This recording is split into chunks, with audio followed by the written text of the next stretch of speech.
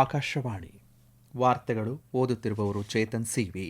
ಮುಖ್ಯಾಂಶಗಳು: ರಾಷ್ಟ್ರಪತಿ ದ್ರೌಪದಿ ಮುರ್ಮು ಕಾರವಾರ ಐಎನ್ಎಸ್ ಕದಂಬ ನೌಕಾನೆಲೆಗೆ ನಾಳೆ ಭೇಟಿ, ಸಬ್ಮೆರಿನ್ ನೌಕೆಯಲ್ಲಿ ಯಾನ. ಪ್ರಧಾನಿ ನರೇಂದ್ರ ಮೋದಿ ಅಧ್ಯಕ್ಷತೆಯಲ್ಲಿ ಮುಖ್ಯ ಕಾರ್ಯದರ್ಶಿಗಳ ಅಧಿವೇಶನ, ಕೇಂದ್ರ ರಾಜ್ಯಗಳ ಸಹಭಾಗಿತ್ವದ ಬಲಪಡಿಸಲು ಆದ್ಯತೆ. ಪ್ರಧಾನಿ ಅವರಿಂದ ಆಕಾಶವಾಣಿ ಮೂಲಕ ನಾಳೆ ಮನ್ ಕಿ ಬಾತ್. ದೇಶದ ಉತ್ತರದ 6 ರಾಜ್ಯಗಳಲ್ಲಿ ಅತಿ ದಟ್ಟ ಮಂಜು, ಹವಾಮಾನ ಇಲಾಖೆಯಿಂದ ಕೆಂಪು ಎಚ್ಚರಿಕೆ. ವಾರ್ತೆಗಳ ವಿವರ. ರಾಷ್ಟ್ರಪತಿ ದ್ರೌಪದಿ ಮುರ್ಮು ಅವರು ಇಂದಿನಿಂದ ಗೋವಾ, ಕರ್ನಾಟಕ ಮತ್ತು ಜಾರ್ಖಂಡ್ಗೆ 4 ದಿನಗಳ ಭೇಟಿ ನೀಡಲಿದ್ದಾರೆ. ಅವರು ಇಂದು ಸಂಜೆ ಗೋವಾಕ್ಕೆ ತೆರಳಲಿದ್ದಾರೆ. ನಾಳೆ ಕರ್ನಾಟಕದ ಕಾರವಾರದಲ್ಲಿರುವಂತಹ ಐಎನ್ಎಸ್ ಕದಂಬ ನೌಕಾನೆಲೆಗೆ ಅವರು ಭೇಟಿ ನೀಡಲಿದ್ದಾರೆ. ರಾಜ್ಯಪಾಲರಾದ ಥಾವರ್ಚಂದ್ ಗೆಹ್ಲೋಟ್ ರಾಷ್ಟ್ರಪತಿಗಳನ್ನು ಬರಮಾಡಿಕೊಳ್ಳಲಿದ್ದಾರೆ. ನೌಕಾನೆಲೆ ಭೇಟಿ ನಂತರ ರಾಷ್ಟ್ರಪತಿಯವರು ಕಾರವಾರ ನೌಕಾನೆಲೆಯಿಂದ ಜಲಾಂತರ್ಗಾಮಿ ನೌಕೆಯಲ್ಲಿ ಪ್ರಯಾಣ ಮಾಡಲಿದ್ದಾರೆ. ಈ ಮೂಲಕ ಅವರು ಸಬ್ಮೆರಿನ್ನಲ್ಲಿ ಪ್ರಯಾಣಿಸಿದ 2ನೇ ರಾಷ್ಟ್ರಪತಿ ಆಗಲಿದ್ದಾರೆ. ರಾಷ್ಟ್ರಪತಿ ಆಗಿದ್ದಂತಹ ಡಾ ಎಪಿಜೆ ಅಬ್ದುಲ್ ಕಲಾಂ ಅವರು 2006ರಲ್ಲಿ ವಿಶಾಖಪಟ್ಟಣಂನಲ್ಲಿ ಸಬ್ಮೆರಿನ್ನಲ್ಲಿ ಪ್ರಯಾಣ ಮಾಡಿದ್ದರು. ಬಳಿಕ ಇದೇ 29ರಂದು ಜಾರ್ಖಂಡ್ನ ಜಮ್ಶೆಡ್ಪುರದಲ್ಲಿ ನಡೆಯಲಿರುವ ಓಲ್ಡ್ ಚಿಕಿ ಲಿಪಿಯ ಶತಮಾನೋತ್ಸವ ಸಮಾರಂಭದಲ್ಲಿ ರಾಷ್ಟ್ರಪತಿಯವರು ಭಾಗಿಯಾಗಲಿದ್ದಾರೆ. ಅದೇ ದಿನ ಜಮ್ಶೆಡ್ಪುರದ ರಾಷ್ಟ್ರೀಯ ತಂತ್ರಜ್ಞಾನ ಸಂಸ್ಥೆ ಎನ್ಐಟಿ 15ನೇ ಘಟಿಕೋತ್ಸವ ಸಮಾರಂಭದಲ್ಲಿ ಅವರು ಪಾಲ್ಗೊಳ್ಳಲಿದ್ದಾರೆ. ಇದೇ 30ರಂದು ಅವರು ದುಮ್ಲಾದಲ್ಲಿ ನಡೆಯುವ ಅಂತಾರಾಜ್ಯ ಜನಸಾಂಸ್ಕೃತಿಕ ಸಮಾಗಮದ ಸಮಾರೋಪ ಸಮಾರಂಭದಲ್ಲಿ ಭಾಗಿಯಾಗಲಿದ್ದಾರೆ. ಪ್ರಧಾನಿ ನರೇಂದ್ರ ಮೋದಿ ಅವರ ಅಧ್ಯಕ್ಷತೆಯಲ್ಲಿ ನವದೆಹಲಿಯಲ್ಲಿ ಇಂದು ರಾಜ್ಯಗಳ ಮುಖ್ಯ ಕಾರ್ಯದರ್ಶಿಗಳ ರಾಷ್ಟ್ರೀಯ ಅಧಿವೇಶನದ 2ನೇ ದಿನದ ಕಲಾಪ ನಡೆಯಿತು. ಪ್ರಧಾನಿ ಅವರು ನಾಳೆಯೂ ಈ ಅಧಿವೇಶನದ ನೇತೃತ್ವವನ್ನು ವಹಿಸಲಿದ್ದಾರೆ. ನಿನ್ನೆ ಆರಂಭವಾದ 3 ದಿನಗಳ ಈ ಅಧಿವೇಶನ ರಾಷ್ಟ್ರೀಯ ಅಭಿವೃದ್ಧಿ ಆದ್ಯತೆಗಳ ಕುರಿತು ಕೇಂದ್ರ ಮತ್ತು ರಾಜ್ಯಗಳ ಸಹಭಾಗಿತ್ವ ಬಲಪಡಿಸುವ ಉದ್ದೇಶವನ್ನು ಹೊಂದಿದೆ. ಈ ಸಮ್ಮೇಳನ ಕೇಂದ್ರ ಮತ್ತು ರಾಜ್ಯಗಳು ಸಹಕರಿಸುವ ವೇದಿಕೆಯಾಗಿ ಕಾರ್ಯವನ್ನು ನಿರ್ವಹಿಸುತ್ತದೆ. ಅಲ್ಲದೆ ಭಾರತದ ಮಾನವ ಬಂಡವಾಳ ಸಾಮರ್ಥ್ಯ ಹೆಚ್ಚಿಸಲು ಮತ್ತು ಸಮಗ್ರ ಬೆಳವಣಿಗೆಯನ್ನು ತ್ವರಿತಗೊಳಿಸಲು ಏಕೀಕೃತ ಮಾರ್ಗಸೂಚಿಯನ್ನು ವಿನ್ಯಾಸಗೊಳಿಸುತ್ತದೆ. ಸಾಮಾನ್ಯ ಅಭಿವೃದ್ಧಿ ಕಾರ್ಯಸೂಚಿಯನ್ನು ಅಂತಿಮಗೊಳಿಸುವ ಗುರಿ ಹೊಂದಿರುವ ಚರ್ಚೆಗಳಿಗೆ ಸಮ್ಮೇಳನ ವೇದಿಕೆಯಾಗಲಿದೆ. ರಾಜ್ಯಗಳು ಮತ್ತು ಕೇಂದ್ರಾಡಳಿತ ಪ್ರದೇಶಗಳು ಅನುಸರಿಸಬೇಕಾದ ಉತ್ತಮ ಅಭ್ಯಾಸ ಮತ್ತು ತಂತ್ರಗಳನ್ನು ಒಳಗೊಂಡ ವಿಕಸಿತ ಭಾರತಕ್ಕಾಗಿ ಮಾನವ ಬಂಡವಾಳ ಎಂಬ ವಿಷಯದ ಕುರಿತು ಈ ಸಮ್ಮೇಳನ ಗಮನ ಹರಿಸುತ್ತದೆ. ಬಾಲ್ಯದ ಶಿಕ್ಷಣ, ಶಾಲಾ ಶಿಕ್ಷಣ, ಕೌಶಲ್ಯ, ಉನ್ನತ ಶಿಕ್ಷಣ ಮತ್ತು ಕ್ರೀಡೆ, ಇತರ ಸಾಂಸ್ಕೃತಿಕ ಚಟುವಟಿಕೆಗಳ ಬಗ್ಗೆಯೂ ಈ ಸಮ್ಮೇಳನದಲ್ಲಿ ವಿಶೇಷ ಚರ್ಚೆ ನಡೆಸಲಾಗುತ್ತಿದೆ. ಇದಲ್ಲದೆ ಆಡಳಿತದಲ್ಲಿ ತಂತ್ರಜ್ಞಾನಕ್ಕೆ ಸದಾವಕಾಶ, ಅಪಾಯ ಗುರುತಿಸುವಿಕೆ ಹಾಗೂ ತಗ್ಗಿಸುವಿಕೆ, ಕೃಷಿಗೆ ಸಂಬಂಧಪಟ್ಟಂತಹ ದಕ್ಷ ಪೂರೈಕೆ ಸರಪಳಿ, ಮಾರುಕಟ್ಟೆ ಸಂಪರ್ಕ, ಒಂದು ರಾಜ್ಯ ಒಂದು ಪ್ರವಾಸಿ ತಾಣ, ಆತ್ಮನಿರ್ಭರ ಭಾರತ ಮೊದಲಾದ 6 ಅಂಶಗಳ ಬಗ್ಗೆಯೂ ಅಧಿವೇಶನದಲ್ಲಿ ವಿಶೇಷ ಚರ್ಚೆಗಳು ನಡೆಯಲಿವೆ. ರಾಜ್ಯಗಳ ಮುಖ್ಯ ಕಾರ್ಯದರ್ಶಿಗಳು, ಹಿರಿಯ ಅಧಿಕಾರಿಗಳು, ತಜ್ಞರು ಈ ಸಮಾವೇಶದಲ್ಲಿ ಪಾಲ್ಗೊಂಡಿದ್ದಾರೆ. ಈಗ ವರ್ಷಾಂತ್ಯದ ಈ ಸಂದರ್ಭದಲ್ಲಿ ವರ್ಷದ ಪ್ರಮುಖ ಘಟನೆಯ ಒಂದು ಅವಲೋಕನ. 1930ರಲ್ಲಿ ಮಹಾತ್ಮ ಗಾಂಧಿಯವರು ಉಪ್ಪಿನ ಸತ್ಯಾಗ್ರಹ ನಡೆಸಿ ತೆರಿಗೆ ನಾಗರಿಕರ ಜೀವನ ದುರ್ಬರಗೊಳಿಸಿದ್ದನ್ನು ಅನಾವರಣಗೊಳಿಸಿದ್ದರು. ವ್ಯಾಟ್ ಆಡಳಿತ ಸಮಯದಲ್ಲಿ ಪರೋಕ್ಷ ತೆರಿಗೆ ಭಾರೀ ಗೊಂದಲವನ್ನು ಸೃಷ್ಟಿಸಿತ್ತು. 2017ರಲ್ಲಿ ಪ್ರಧಾನಿ ನರೇಂದ್ರ ಮೋದಿ ನೇತೃತ್ವದ ಸರ್ಕಾರ ತಂದ ಸರಕು ಮತ್ತು ಸೇವಾ ತೆರಿಗೆ ಐತಿಹಾಸಿಕ ಕ್ರಮವೆನಿಸಿತು. ಇದು ಭಾರತವನ್ನು ಒಂದೇ ಮಾರುಕಟ್ಟೆಯಾಗಿ ಏಕೀಕರಿಸಿತು. ಪಾರದರ್ಶಕ ಪರೋಕ್ಷ ತೆರಿಗೆ ಅಡಿಪಾಯ ಹಾಕಿತು. ವರ್ಗೀಕರಣದ ಸವಾಲುಗಳನ್ನು ಗುರುತಿಸಿದ ಸರ್ಕಾರ 2025ರಲ್ಲಿ ಮುಂದಿನ ಪೀಳಿಗೆಯ ಸುಧಾರಣೆಗಳನ್ನು ತಂದಿತು.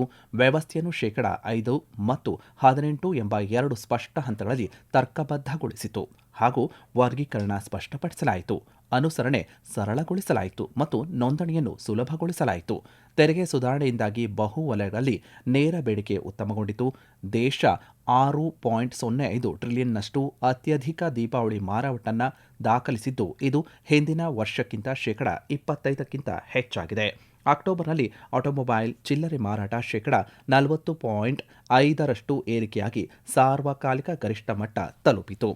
ಜಿಎಸ್ಟಿ ತೆರಿಗೆ ಆದಾಯ ಅಕ್ಟೋಬರ್ ನವೆಂಬರ್ನಲ್ಲಿ ಹಿಂದಿನ ವರ್ಷಕ್ಕೆ ಹೋಲಿಸಿದರೆ 2.8% ಹೆಚ್ಚಾಗಿದೆ. ಇದಲ್ಲದೆ ಆದಾಯ ಕರ ವಿನಾಯಿತಿಯಲ್ಲಿನ ಹೆಚ್ಚಳ ಪ್ರಮುಖ ಸುಧಾರಣೆ ಎನಿಸಿದೆ. ದೇಶದಲ್ಲಿ ತೆರಿಗೆ ವಿಧಿಸುವುದು ಇನ್ನು ಮುಂದೆ ನಿಯಂತ್ರಣದ ಸಾಧನವಲ್ಲ, ಪಾಲುದಾರಿಕೆಯಾಗಿದೆ. ವ್ಯವಸ್ಥೆ ಸರಳವಾಗಿದ್ದಾಗ ಜನರಲ್ಲಿ ವಿಶ್ವಾಸ ಮೂಡುತ್ತದೆ. ಇದು ಆರ್ಥಿಕ ಬೆಳವಣಿಗೆಗೂ ಪೂರಕವಾಗಿದೆ. ಈ ವಾರ್ತೆಯನ್ನು ಆಕಾಶವಾಣಿಯಿಂದ ಕೇಳುತ್ತಿದ್ದೀರಿ.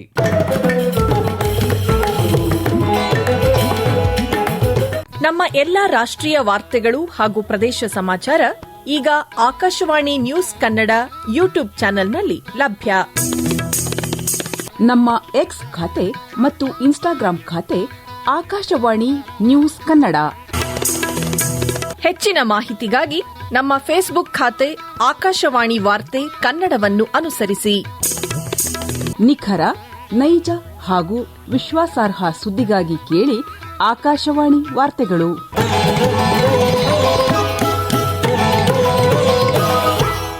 ಆಕಾಶವಾಣಿಯ ಜನಪ್ರಿಯ ಮಾಸಿಕ ಕಾರ್ಯಕ್ರಮ ಮನ್ ಕಿ ಬಾತ್ನಲ್ಲಿ ನಾಳೆ ಬೆಳಗ್ಗೆ 11 ಗಂಟೆಗೆ ಪ್ರಧಾನಿ ನರೇಂದ್ರ ಮೋದಿ ಅವರು ದೇಶ ಮತ್ತು ವಿದೇಶಗಳಲ್ಲಿ ನೆಲೆಸಿರುವಂತಹ ಭಾರತೀಯ ಸಮುದಾಯವನ್ನು ಉದ್ದೇಶಿಸಿ ತಮ್ಮ ಮನದಾಳದ ಮಾತುಗಳನ್ನು ಹಂಚಿಕೊಳ್ಳಲಿದ್ದಾರೆ. ಇದು ಮನ್ ಕಿ ಬಾತ್ ಕಾರ್ಯಕ್ರಮದ 129ನೇ ಆವೃತ್ತಿಯಾಗಿದೆ. ಈ ಕಾರ್ಯಕ್ರಮವು ಎಲ್ಲ ಆಕಾಶವಾಣಿ ಮತ್ತು ದೂರದರ್ಶನದ ವಾಹಿನಿಗಳು, ಆಕಾಶವಾಣಿ ಸುದ್ದಿ ವೆಬ್ಸೈಟ್ ಮತ್ತು ನ್ಯೂಸ್ ಆನ್ ಏರ್ ಮೊಬೈಲ್ ಅಪ್ಲಿಕೇಶನ್ನಲ್ಲಿ ಪ್ರಸಾರವಾಗಲಿದೆ. ಇದನ್ನು ಆಕಾಶವಾಣಿಯ ಜಾಲತಾಣ, ಡಿಡಿ ನ್ಯೂಸ್, ಪ್ರಧಾನಮಂತ್ರಿ ಕಚೇರಿ ಹಾಗೂ ವಾರ್ತಾ ಮತ್ತು ಪ್ರಸಾರ ಸಚಿವಾಲಯದ ಯೂಟ್ಯೂಬ್ ಚಾನೆಲ್ಗಳಲ್ಲೂ ನೇರ ಪ್ರಸಾರ ಮಾಡಲಾಗುತ್ತದೆ. ಹಿಂದಿ ಪ್ರಸಾರದ ನಂತರ ಪ್ರಾದೇಶಿಕ ಭಾಷೆಯಲ್ಲಿ ನೀವು ಕಾರ್ಯಕ್ರಮವನ್ನು ಕೇಳಬಹುದಾಗಿದೆ. ಕೇರಳದ ಶಬರಿಮಲೆ ಅಯ್ಯಪ್ಪ ಸ್ವಾಮಿ ದೇಗುಲದಲ್ಲಿ ಇಂದು 41 ದಿನಗಳ ಮಂಡಲ ವ್ರತದ ಅತ್ಯಂತ ಪವಿತ್ರ ಆಚರಣೆಯಾದಂತಹ ಮಂಡಲ ಪೂಜೆ ನೆರವೇರಿತು. ಬಂಗಾರದ ತಂಗ ಅಂಕಿ ಉಡುಪಿನಲ್ಲಿ ಅಲಂಕೃತಗೊಂಡ ಅಯ್ಯಪ್ಪ ಸ್ವಾಮಿ ದರ್ಶನವನ್ನು ಧಾರ್ಮಿಕ ಶ್ರದ್ಧಾಳುಗಳು ಪಡೆದರು. 41 ದಿನಗಳ ಮಂಡಲ ಯಾತ್ರೆಯ ಅವಧಿಯ ಬಳಿಕ ಇಂದು ರಾತ್ರಿ 11 ಗಂಟೆಗೆ ದೇಗುಲದ ಬಾಗಿಲುಗಳನ್ನು ಮುಚ್ಚಲಾಗುತ್ತಿದೆ ಎಂದು ಕೇರಳ ಪ್ರತಿನಿಧಿ ವರದಿ ಮಾಡಿದ್ದಾರೆ. ನಂತರ ಬರುವ ಮಂಗಳವಾರ ಸಂಜೆ 5 ಗಂಟೆಗೆ ಮಕರ ವಿಳುಕ್ಕು ಋತುವಿಗಾಗಿ ದೇವಸ್ಥಾನದ ದ್ವಾರಗಳನ್ನು ತೆರೆಯಲಾಗುವುದು. ಜನವರಿ 14ರಂದು ಮಕರ ವಿಳುಕ್ಕು ಸಂಭ್ರಮಾಚರಣೆ ನಡೆಯಲಿದೆ. ಸಿಖ್ ಧರ್ಮದ ಖಾಲ್ಸಾ ಹಂತದ ಸಂಸ್ಥಾಪಕ ಶ್ರೀ ಗುರು ಗೋವಿಂದ್ ಸಿಂಗ್ ಜಿ ಮಹಾರಾಜ್ ಅವರ 359ನೇ ಜಯಂತಿಯ ಸಂದರ್ಭದಲ್ಲಿ ಇಂದು ದೇಶದಾದ್ಯಂತ ಗೌರವ ನಮನ ಸಲ್ಲಿಸಲಾಯಿತು. ಪಾಟ್ನಾ ಹಾಗೂ ಅಮೃತಸರದ ತಖ್ತ ಶ್ರೀ ಹರ್ಮಂದಿರ್ನಲ್ಲಿ ಸಾಹಿಬ್ಗಳಲ್ಲಿ ದೀಪಮಾಲಾ ಧಾರ್ಮಿಕ ಕಾರ್ಯಕ್ರಮಗಳನ್ನು ಏರ್ಪಡಿಸಲಾಗಿತ್ತು. ಇದಲ್ಲದೆ ಶ್ರೀ ಗುರು ಗೋವಿಂದ್ ಸಿಂಗ್ ಅವರ ತಾಯಿ ಮತ್ತು ಮಕ್ಕಳ ತ್ಯಾಗ ಬಲಿದಾನಗಳನ್ನು ಸಂಸ್ಮರಿಸುವ ಜಾಥಾ ಕಾರ್ಯಕ್ರಮಗಳನ್ನು ಪಂಜಾಬ್ ರಾಜ್ಯಾದ್ಯಂತ ವಿವಿಧೆಡೆ ಹಮ್ಮಿಕೊಳ್ಳಲಾಗಿತ್ತು. ಉಪರಾಷ್ಟ್ರಪತಿ ಸಿಪಿ ರಾಧಾಕೃಷ್ಣನ್ ಅವರು ಪ್ರಕಾಶ ಪರ್ವದ ಸಂದರ್ಭದಲ್ಲಿ ಇಂದು ಶ್ರೀ ಗುರು ಗೋವಿಂದ್ ಸಿಂಗ್ ಅವರಿಗೆ ಗೌರವ ನಮನ ಸಲ್ಲಿಸಿದ್ದಾರೆ. ಗುರು ಗೋವಿಂದ್ ಸಿಂಗ್ ಜಿ ಅವರು ತೋರಿದ ವಿವೇಕ ಮತ್ತು ಧೈರ್ಯಗಳಿಗೆ ಇಡೀ ದೇಶ ಗೌರವದಿಂದ ತಲೆಬಾಗುತ್ತದೆ. ಸತ್ಯ, ನ್ಯಾಯಕ್ಕಾಗಿ ಅವರು ಮಾಡಿದ ಹೋರಾಟ ಮುಂದಿನ ಜನಾಂಗಕ್ಕೆ ಸ್ಫೂರ್ತಿಯಾಗಿದೆ. ಸಮಾನತೆ, ನಿಸ್ವಾರ್ಥ ಸೇವೆ, ಸಮಾಜ ಕಲ್ಯಾಣ ಕುರಿತಾದ ಅವರ ಉಪದೇಶಗಳು ಮಾರ್ಗದರ್ಶನ ನೀಡುತ್ತವೆ ಎಂದು ಅವರು ಸಾಮಾಜಿಕ ಜಾಲತಾಣದಲ್ಲಿ ತಿಳಿಸಿದ್ದಾರೆ. ಮುಂದಿನ 3 ದಿನಗಳ ಕಾಲ ಬಿಹಾರ, ಹರಿಯಾಣ, ಚಂಡೀಗಢ, ದೆಹಲಿ, ಹಿಮಾಚಲ ಪ್ರದೇಶ ಮತ್ತು ಪಂಜಾಬ್ ರಾಜ್ಯಗಳಲ್ಲಿ ಅತಿ ದಟ್ಟ ಮಂಜು ಕವಿದ ವಾತಾವರಣ ಇರಲಿದ್ದು ಹವಾಮಾನ ಇಲಾಖೆ ಈ ಬಗ್ಗೆ ಕೆಂಪು ಎಚ್ಚರಿಕೆ ನೀಡಿದೆ. ಈಶಾನ್ಯ ಭಾರತ, ಒಡಿಶಾ, ಪಶ್ಚಿಮ ಬಂಗಾಳದ ಉಪ ಹಿಮಾಲಯ ಭಾಗ, ಸಿಕ್ಕಿಂ ಮತ್ತು ಉತ್ತರಾಖಂಡ್ಗಳಲ್ಲಿ ಬರುವ ಗುರುವಾರದವರೆಗೆ ದಟ್ಟ ಮಂಜು ಕವಿದ ವಾತಾವರಣ ಇರಲಿದೆ. ಜಾರ್ಖಂಡ್, ಉತ್ತರ ಪ್ರದೇಶ, ಬಿಹಾರ ಮತ್ತು ಉತ್ತರಾಖಂಡ್ನಲ್ಲಿ ನಾಳೆ ಹಗಲು ಹೊತ್ತಿನಲ್ಲಿ ಶೀತದಿಂದ ಅತೀ ಶೀತ ವಾತಾವರಣ ಇರಲಿದೆ. ಅಂಡಮಾನ್ ಮತ್ತು ನಿಕೋಬಾರ್ ದ್ವೀಪಗಳಲ್ಲಿ ಈ ತಿಂಗಳ ಅಂತ್ಯದವರೆಗೆ ಗುಡುಗು ಸಿಡಿಲು ಒಳಗೊಂಡ ಬಲವಾದ ಗಾಳಿ ಬೀಸಲಿದೆ ಎಂದು ಹವಾಮಾನ ಇಲಾಖೆ ಮುನ್ಸೂಚನೆ ನೀಡಿದೆ. ಈ ಮಧ್ಯೆ ದೆಹಲಿ ಪ್ರದೇಶದಲ್ಲಿ ವಾಯು ಗುಣಮಟ್ಟ ಅತ್ಯಂತ ಕಡಿಮೆ ವರ್ಗದಲ್ಲಿದೆ. ರಾಜಧಾನಿಯಲ್ಲಿ ಮಧ್ಯಾಹ್ನದ ವೇಳೆಗೆ ಸರಾಸರಿ ವಾಯು ಗುಣಮಟ್ಟ ಸೂಚ್ಯಂಕ 371ರಷ್ಟಿತ್ತು ಎಂದು ಕೇಂದ್ರೀಯ ಮಾಲಿನ್ಯ ನಿಯಂತ್ರಣ ಮಂಡಳಿ ತಿಳಿಸಿದೆ. ಈ ಬಗ್ಗೆ ದೇಶದಾದ್ಯಂತ ದಟ್ಟ ಮಂಜು ಮತ್ತು ಅಸ್ಪಷ್ಟ ಗೋಚರತೆ ಕಾರಣದಿಂದಾಗಿ ವಿವಿಧ ರೈಲುಗಳ ಸಂಚಾರದಲ್ಲಿ ವಿಳಂಬ ಉಂಟಾಗಿದೆ. ಪ್ರಯಾಣಿಕರು ಪರಿಷ್ಕೃತ ರೈಲು ವೇಳಾಪಟ್ಟಿಯನ್ನು ಪರಿಶೀಲಿಸಿಕೊಳ್ಳುವಂತೆ ರೈಲ್ವೆ ಇಲಾಖೆ ಮನವಿ ಮಾಡಿದೆ. ಕೇಂದ್ರ ಗ್ರಾಹಕ ವ್ಯವಹಾರಗಳ ಖಾತೆಯ ಪ್ರಮುಖ ಉಪಕ್ರಮವಾದ ರಾಷ್ಟ್ರೀಯ ಗ್ರಾಹಕ ಸಹಾಯವಾಣಿಯ ನೆರವಿನಿಂದ ಈ ವರ್ಷ ಇದುವರೆಗೆ ಸುಮಾರು 45 ಕೋಟಿ ರೂಪಾಯಿ ಹಣ ಮರುಪಾವತಿಯನ್ನು ಮಾಡಲಾಗಿದೆ. ಕಳೆದ 8 ತಿಂಗಳಲ್ಲಿ 67,000ಕ್ಕೂ ಅಧಿಕ ಗ್ರಾಹಕ ಕುಂದುಕೊರತೆ ಅರ್ಜಿಗಳನ್ನು ವಿಲೇವಾರಿ ಮಾಡಲಾಗಿದೆ. ಇದರಲ್ಲಿ ಈ ವಾಣಿಜ್ಯಕ್ಕೆ ಸಂಬಂಧಪಟ್ಟ 67,000 ಪ್ರಕರಣಗಳಿದ್ದು ಇವುಗಳ ವಿಲೇವಾರಿಯಲ್ಲಿ 32 ಕೋಟಿ ರೂಪಾಯಿ ಮರುಪಾವತಿಸಲಾಗಿದೆ ಎಂದು ಗ್ರಾಹಕ ವ್ಯವಹಾರ, ಆಹಾರ ಮತ್ತು ಸಾರ್ವಜನಿಕ ವಿತರಣೆ ಸಚಿವಾಲಯ ತಿಳಿಸಿದೆ. ಕೊನೆಯಲ್ಲಿ ಮತ್ತೊಮ್ಮೆ ಮುಖ್ಯಾಂಶಗಳು. ರಾಷ್ಟ್ರಪತಿ ದ್ರೌಪದಿ ಮುರ್ಮು ಕಾರವಾರ ಐಎನ್ಎಸ್ ಕದಂಬ ನೌಕಾ ನೆಲೆಗೆ ನಾಳೆ ಭೇಟಿ, ಸಬ್ಮರೀನ್ ನೌಕೆಯಲ್ಲಿ ಯಾನ.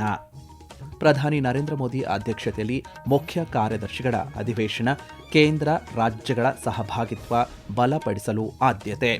ಪ್ರಧಾನಿ ಅವರಿಂದ ಆಕಾಶವಾಣಿ ಮೂಲಕ ನಾಳೆ ಮನ್ ಕಿ ಬಾತ್.